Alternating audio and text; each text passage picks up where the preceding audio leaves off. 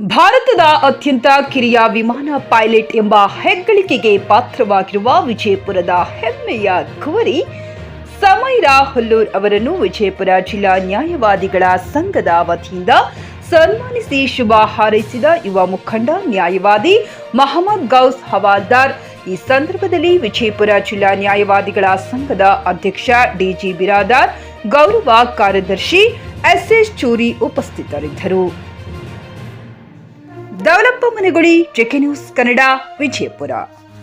ಮಾತಾಡ್ಕೋತ ಅವ್ರ ತಂದೆಯವರು ಪಟ್ಟಿರ್ತಕ್ಕಂಥ ಶ್ರಮವನ್ನು ಪ್ರತಿಯೊಬ್ಬರು ಯಶಸ್ಸಿನೆಂದೇ ಒಂದು ಮಾತು ಈ ಸಂದರ್ಭದಲ್ಲಿ ನಾನು ಹೇಳ್ತೀನಿ.